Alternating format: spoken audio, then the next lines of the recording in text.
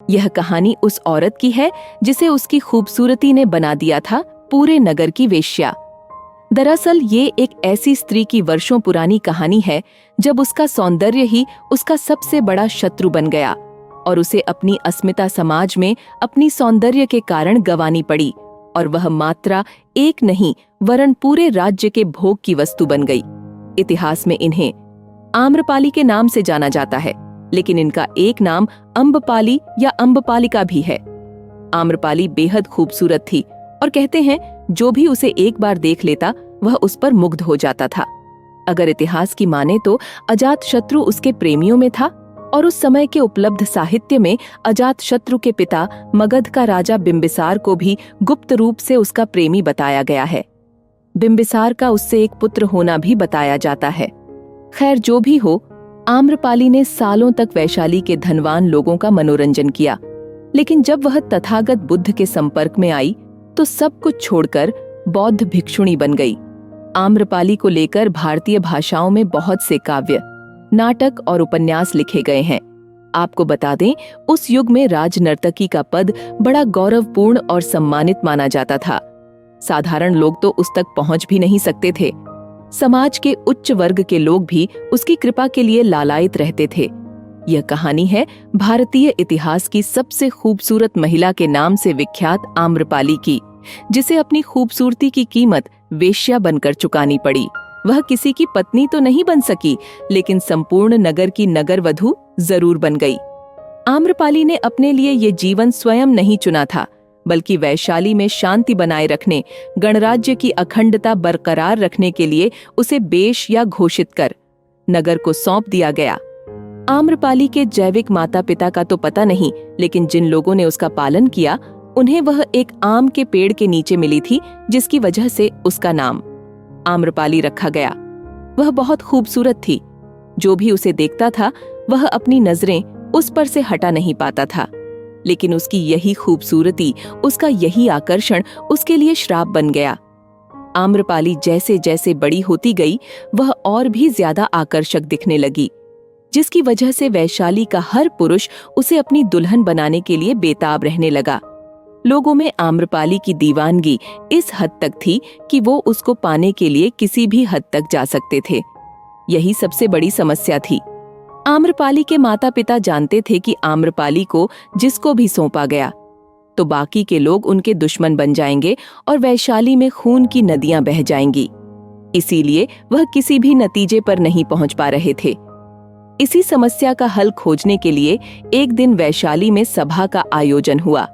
इस सभा में मौजूद सभी पुरुष आम्रपाली से विवाह करना चाहते थे, जिसकी वजह से कोई निर्णय लिया जाना मुश्किल हो गया था।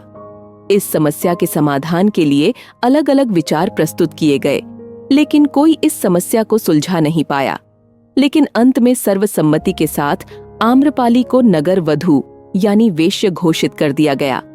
ऐसा इसलिए किया गया क्योंकि सभी जैन वैशाली के गणतंत्र को बचाकर रखना चाहते थे, लेकिन अगर आम्रपाली को किसी एक को सौंप दिया जाता तो इससे एकता खंडित हो सकती थी।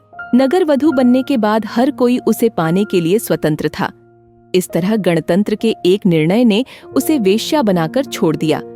लेकिन आम्रपाली की कहानी यही समाप्त नहीं होती है। आम्रपाली नगर वधू बनकर सालों तक वैशाली के लोगों का मनोरंजन करती है, लेकिन जब एक दिन वो भगवान बुद्ध के संपर्क में आती है तो सब कुछ छोड़कर एक बौद्ध भिक्षुणी बन जाती है। बुद्ध अपने एक प्रवास में वैशाली आए। कहते हैं कि उनके साथ सैकड़ों शिष्य भी हमेशा साथ रहते थे। सभी शिष्य प्रतिदिन वैशाली की गलियों में भिक्षा मांगने जाते। वैशाली में ही आम्रपाली का महल भी था। एक दिन उसके द्वार पर भी एक भिक्षुक भिक्षा मांगने के लिए आया। उस भिक्षुक को देखते ही वह उसके प्रेम में पड़ गई। वह अपने परकोटे से भागी आई और भिक्षुक से बोली, आइए कृपया मेरा दान ग्रहण करें। उस भिक्षुक के पीछे और भी कई भिक्षुक थे। उन सभी को अपनी आंखों पर विश्वास नहीं हुआ। जब युवक भिक्षु आम्रपाली की भवन में भिक्षा लेने के लिए गया तो वे ईर्ष्या और क्रोध से जल उठे। भिक्षा देने के बाद आम्रपाली ने युवक भिक्षु से कहा, 3 दिनों के बाद वर्षा कल प्रारंभ होने वाला है। मैं चाहती हूं कि आप उस अवधि में मेरे महल में ही रहे। युवक भिक्षु ने कहा, मुझे इसके लिए अपने स्वामी तथागत बुद्ध से अनुमति लेनी होगी। यदि वे अनुमति देंगे तो मैं यहाँ रुक जाऊंगा। युवक भिक्षु के बुद्ध के पास पहुंचने से पहले ही कई भिक्षु वहां पहुंच गए और उन्होंने इस वृतांत को बढ़ा चढ़ाकर सुनाया। वह स्त्री वैश्य है और एक भिक्षु वहां पूरे 4 महीना तक कैसे रह सकता है? बुद्ध ने कहा, शांत रहो, उसे आने दो। अभी उसने रुकने का निश्चय नहीं किया है। वहां तभी रुकेगा जब मैं उसे अनुमति दूंगा।